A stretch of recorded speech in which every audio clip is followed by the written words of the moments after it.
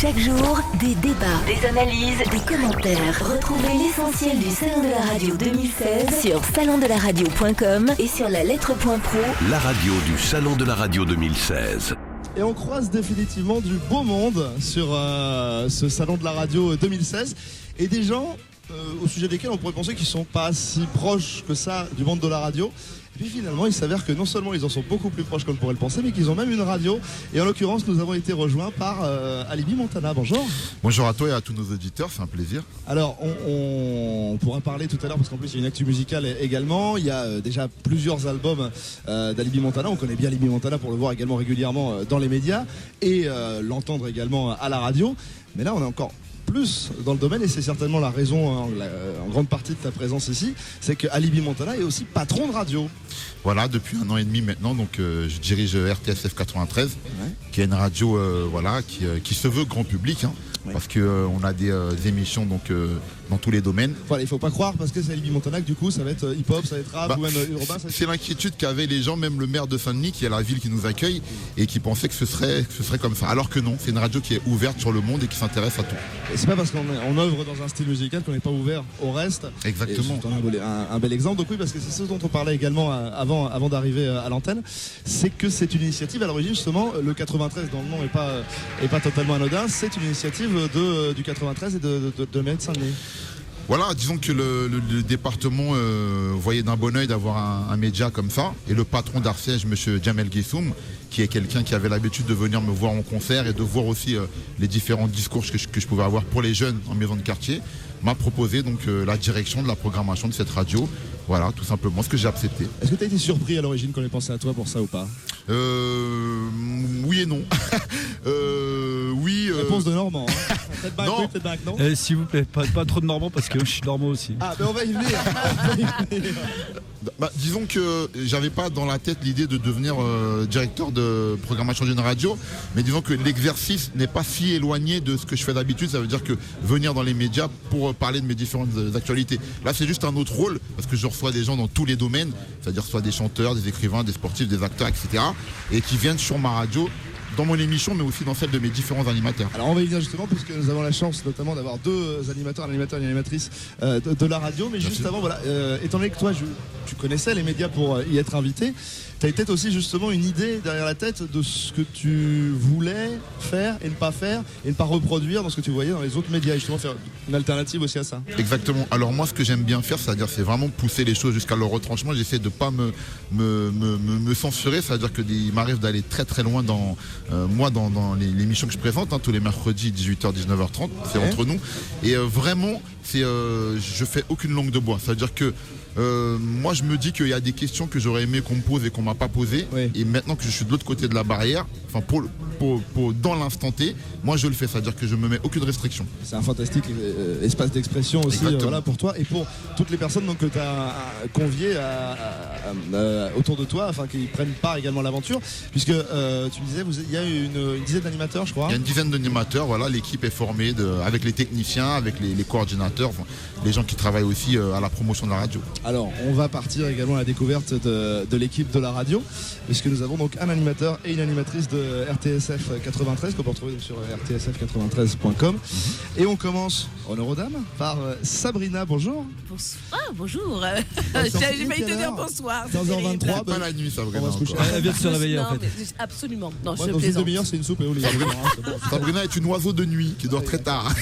Alors, Je me réveille très tôt aussi. c'est une émission du soir d'ailleurs que tu animes.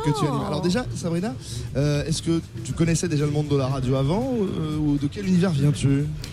Oh là là, c'est trop compliqué, mais je vais parler seulement de la radio. Et j'ai commencé par une petite radio, et une très belle radio qui se nomme Dynamique Radio, il y a quelques années, il y a 5 ans à peu près, 5-6 ans.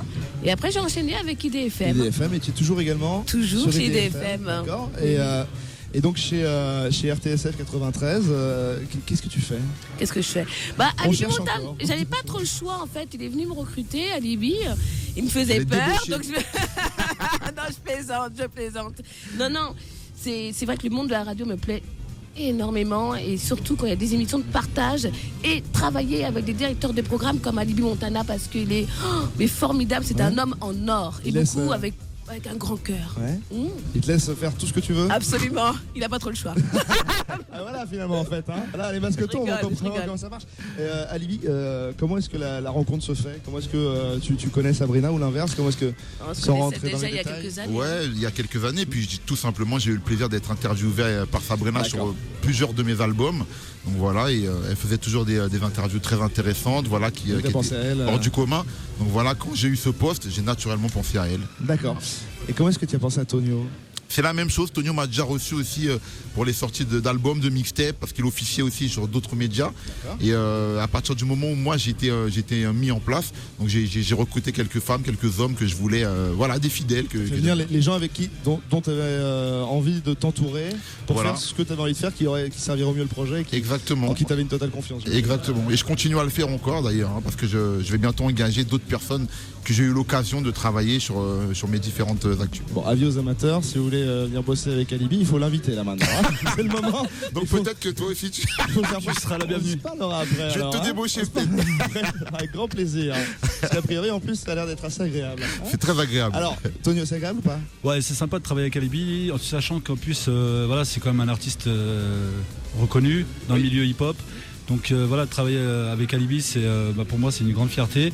Moi, mon originalité, Original Fever, c'est venu justement du fait que... Original Fever, c'est le nom de l'émission. C'est le nom de l'émission que je représente. Et justement, l'originalité de cette émission, c'est justement de laisser la parole à des gens qui n'ont pas l'occasion de pouvoir aller sur des grosses radios comme Skyrock et Fun Radio, et de leur donner cette opportunité de pouvoir faire de la pub et faire du média. Voilà, faire aussi des médias, ouais.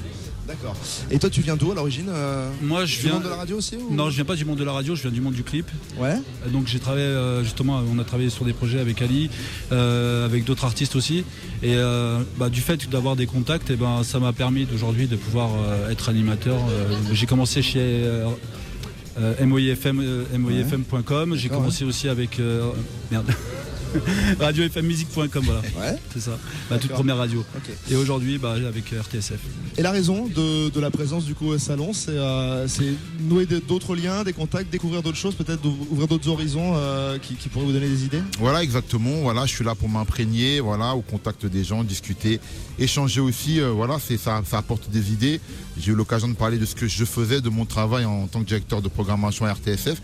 Et j'ai parlé avec d'autres gens ici qui font autre chose et c'est enrichissant pour tout le monde. Les projets pour RTSF, c'est avoir encore plus d'animateurs, encore plus d'émissions?